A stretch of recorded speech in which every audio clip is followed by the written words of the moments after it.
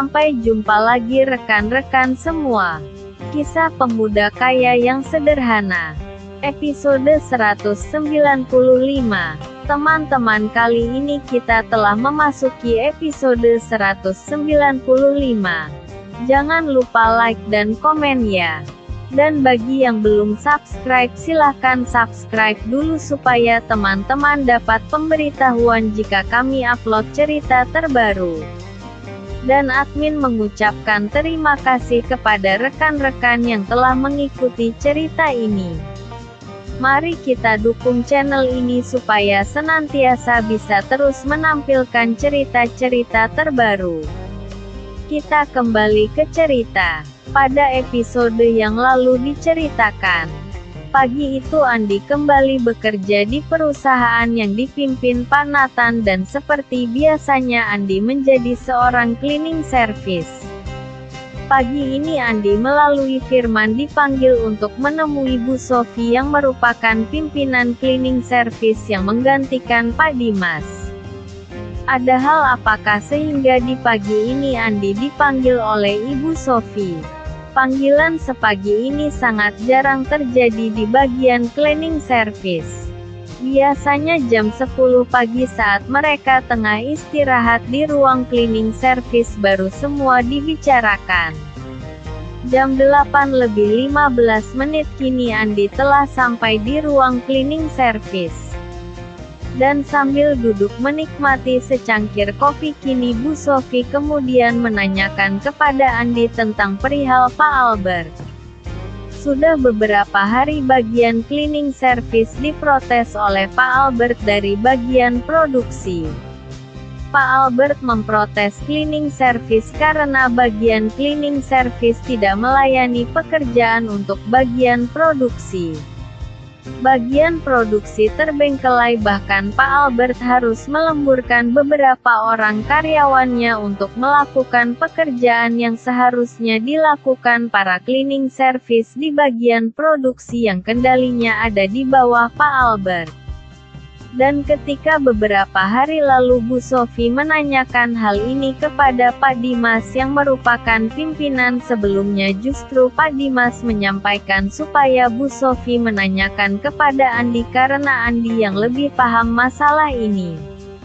Pagi ini Bu Sofi juga menanyakan kepada Andi tentang komitmen Andi bekerja di perusahaan ini karena Bu Sofi melihat absensi kerja Andi sangat berantakan. Andi diketahuinya sering berada di perusahaan ini hanya setengah hari dan itu pun terkadang seminggu hanya 2 atau 3 kali saja. Sebenarnya Pak Dimas sebelum menyerahkan posisi ini, Pak Dimas pernah berpesan kepada Bu Sofi untuk jangan pernah mengganggu Andi dengan masalah ini. Namun ternyata Bu Sofi merasa tidak dapat lagi menahan keinginannya tersebut. Andi memang di luar batas kewajaran sebagai seorang cleaning service. Bahkan Bu Sofi merasa selalu menutup-nutupi hal ini kepada bagian HRD. Inilah hal yang tidak diketahui oleh Bu Sofi. Ternyata bagian HRD jauh-jauh hari sudah mengetahui hal ini, namun bagian HRD memaklumi hal ini karena Pak Akmal dan Pak Nathan secara langsung yang memberikan memo kepada mereka untuk jangan mempermasalahkan absensi dan rutinitas dari seorang cleaning service yang bernama Andi.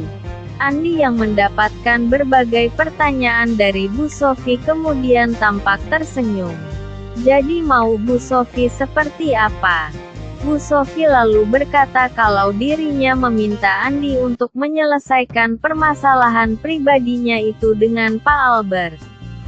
Dan Bu Sofi juga meminta Andi untuk melakukan rutinitas pekerjaannya dengan benar termasuk bekerja setiap hari di perusahaan ini.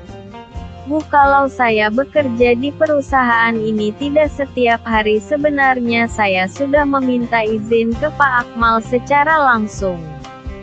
Dan beliau sudah memberikan saya izin secara langsung. Apalagi saya di perusahaan ini sifatnya hanya freelance saja Bu. Apa saya harus membawa surat keterangan dari Pak Akmal ya Bu? kata Andi kepada Bu Sofi. Iya Mas, kalau menurutku sebaiknya juga begitu. Baik Bu, kalau begitu saya coba menghubungi Pak Akmal kalau begitu. Sebentar ya Bu, kata Andi sambil mengeluarkan handphone sari saku celananya. Andi kemudian mencari nama kontak yang berada di handphonenya dan ketika ditemukan nama Pak Akmal, Andi kemudian memencet nomor tersebut. Halo, selamat pagi Pak. Pak, ini saya Andi, saya butuh surat izin dari Bapak kalau saya saat ini diberikan izin bekerja secara freelance di perusahaan ini. Soalnya atasan saya yang bernama Bu Sofi membutuhkan keterangan tersebut Pak. Kalau bisa suratnya tolong dikirimkan segera ke Bu Sofi ya Pak, kata Andi kepada Pak Akmal.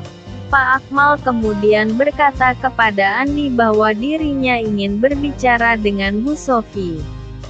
Bu, ini Pak Akmalnya ingin berbicara dengan Ibu, kata Andi sambil menyerahkan handphone miliknya tersebut kepada Ibu Sofi. Bu Sofi yang mengira jika Andi saat ini hanya bercanda kemudian menerima handphone yang disodorkan kepadanya. Bu Sofi kemudian mendekatkan handphone ke telinganya. Dan alangkah terkejutnya Bu Sofi ketika Bu Sofi mendengar suara seseorang yang sepertinya telah dikenalnya tersebut. Suara itu adalah benar suara Pak Akmal. Suara dari Direktur HRD di perusahaan ini. Selamat pagi Pak.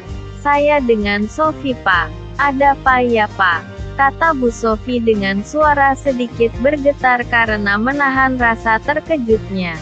Sofi, nanti saya akan mengirimkan surat keterangan yang kamu minta tentang Pak Andi.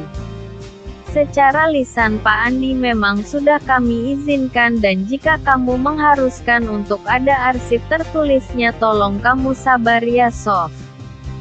Ini sedang kami buat dan sebentar lagi kami akan print.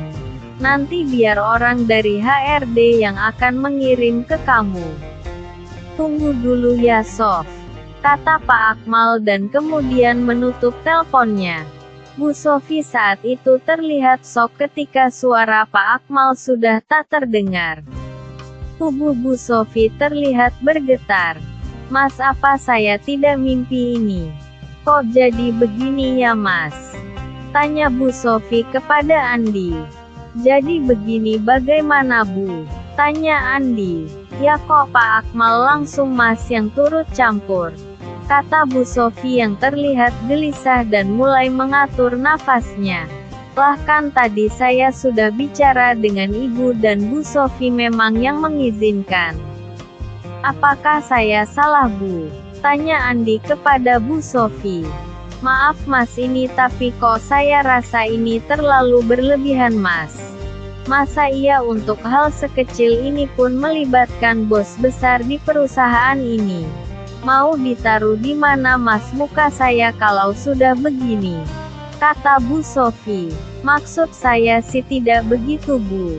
Ini masalah biasa. Dan ketika Ibu meminta tanda bukti ya saya sampaikan yang sebenarnya. Saya tidak berbohong kepada Ibu dan siapapun di perusahaan ini, kata Andi kepada Ibu Sofi. Dan kini Bu Sofi kemudian teringat dengan perkataan Pak Dimas beberapa hari lalu. Pak Dimas saat itu berpesan kepada Bu Sofi untuk tidak membuat permasalahan dengan Andi jika Bu Sofi tidak ingin mendapatkan masalah. Rupanya karena melanggar pesan dari Pak Dimas kini Bu Sofi harus berurusan dengan Andi dan kejadiannya bisa seperti ini. Sebuah kejadian yang sangat jauh dari perkiraan sebelumnya. Bu, saya kerja dulu ya Bu. Nanti pasti orang dari HRD akan mengirim surat yang Ibu minta. Kalau dalam 2 jam belum sampai sini Ibu hubungi saya saja biar saya yang ambil suratnya, kata Andi sambil berlalu dari depan Bu Sofi. Kini Andi telah berada di ruang lobi perusahaan dan kini Andi terlihat sedang menata beberapa pot bunga yang ada di dalam ruang lobi. Sementara itu Bu Sofi kini terlihat mulai disibukkan dengan rutinitasnya. Jam 9 pagi tiba-tiba ada seorang manajer HRD yang bernama Ibu Sinta. Bu Sinta kini datang ke ruang tempat Bu Sofi berada. Rupanya Ibu Sinta yang mengantar surat dari Pak Akmal secara langsung. Bu Sofi, ini surat dari Pak Akmal. Pesan dari Pak Akmal, tolong Ibu jangan mencari perkara dengan Pak Andi. Tolong Ibu menghargai sedikit dengan Pak Akmal ya Bu, kata Bu Sinta. Ibu Sinta kembali melanjutkan kalimatnya. Bu Sofi, kalau ada apa-apa dengan Pak Andi tolong konsultasikan dengan saya dulu ya Bu. Ibu jangan langsung menegur Pak Andi. Kami jadi tidak enak Bu.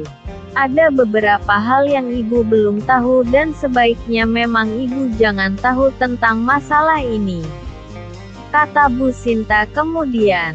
Dan mengenai surat dari Pak Akmal ini nanti Ibu tanya ke saya kalau belum jelas. Jangan ke siapapun. Baik Bu Sofi, saya pamit dulu, silahkan Bu Sofi kembali bekerja, kata Bu Sinta, dan kemudian Bu Sinta meninggalkan ruang kerja Bu Sofi tersebut. Hari ini terasa sangat aneh bagi Bu Sofi. Bahkan hari ini manajer HRD secara langsung yang mengantarkan surat keterangan untuk Andi. Ada apa ini dengan Andi? Batin Bu Sofi. Andi benar-benar membuat Ibu Sofi menjadi tak berkutik. Para pimpinan perusahaan ini langsung ikut campur ketika dirinya bersinggungan dengan Andi. Bahkan Bu Sofi kemudian berpikir jika Pak Albert akan sia-sia jika berurusan dengan Andi. Bu Sofi kemudian berpikir jika Pak Dimas kemungkinan sudah mengetahui banyak rahasia tentang Andi. Hal ini karena beberapa waktu yang lalu Pak Dimas sempat berpesan kepadanya untuk jangan membuat permasalahan dengan Andi. Bahkan tadi Bu Sinta pun berpesan hal serupa kepada dirinya. Wah, bahaya kalau Andi sampai marah kepadaku. Kok permasalahan sekecil ini dengan Andi bisa membuat semua menjadi berantakan ya? Pantas saja Pak Albert saja walaupun tidak suka dengan Andi tapi dia tidak bisa berbuat banyak kepada Andi. Dan Bu Sofi pun berpikir pasti Pak Albert tidak tinggal diam saja ketika bermasalah dengan Andi. Apalagi Pak Albert di kalangan perusahaan ini sudah dikenal sebagai seseorang yang cukup keras dan temperamental. Pagi ini jam telah menunjukkan pukul 9 pagi. Andi masih terlihat berada di ruang lobi perusahaan. Di ruang berpendingin itu tampak Andi dan Firman bermandikan keringat. Rupanya Andi dan Firman pagi ini sedang mengganti semua tanaman di dalam pot.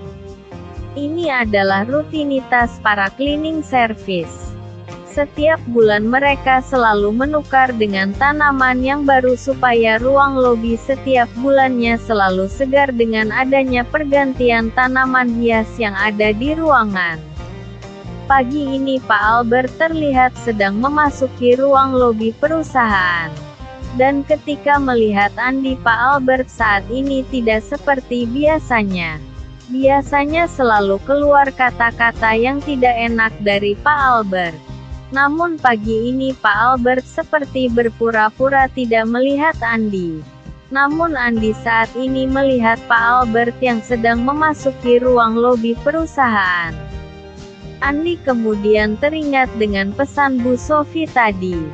Bu Sofi berpesan kepadanya jika masalah dengan Pak Albert harus segera diselesaikan dan jangan sampai berlarut-larut. Masalah ini bisa berpengaruh pada kinerja bagian produksi dan bagian cleaning service jika masalah ini tidak secepatnya diselesaikan. Pak Albert, tunggu sebentar, kata Andi sambil memindahkan beberapa pot. Dan Pak Albert yang mendengar kata-kata dari Andi tampak terkejut. Pak Albert kemudian menahan langkahnya. Ada apa ini? Saya banyak keperluan. Tolong jangan ganggu saya dalam bekerja, kata Pak Albert terlihat penuh wibawa. Pak Albert, kamu duduk dulu di situ sebentar. Tunggu saya 1 atau 2 menit, kata Andi. Pak Albert rupanya agak terkejut dengan kata-kata dari Andi tersebut. Dan di dalam hatinya Pak Albert memang sangat segan kepada Andi, apalagi Pak Albert dengan mata kepalanya sendiri secara langsung melihat beberapa keanehan yang terdapat pada Andi yang hanya seorang cleaning service itu. Seorang cleaning service yang beberapa hari lalu didapati mengendarai mobil sport bersama dengan seorang wanita. Dan keanehan kedua yang juga membuat Pak Albert berpikir semakin jauh adalah bagian HRD di perusahaan ini terlihat sangat segan dan sangat menghormati Andi. Kini Pak Albert telah duduk di salah satu kursi yang ada di ruang lobi perusahaan. Andi kemudian mendekati Pak Albert yang sedang duduk. Rupanya Andi yang terlihat begitu bersahaja dan terlihat begitu tenang itu malah membuat hati Pak Albert menjadi berdegup dan bergetar. Ada apa ini? Kok dia begitu tenang? Kata Pak Albert yang melihat Andi berjalan semakin mendekat. Itulah kisah pemuda kaya yang sederhana episode 195. Terima kasih kepada rekan-rekan yang sudah mengikuti cerita ini. Jangan lupa like, subscribe, dan bagikan cerita ini kepada rekan-rekan Anda. Silahkan rekan-rekan tulis saran dan komentar Anda. Dan mari kita majukan channel ini, supaya kita bisa terus menikmati cerita ini. Terima kasih.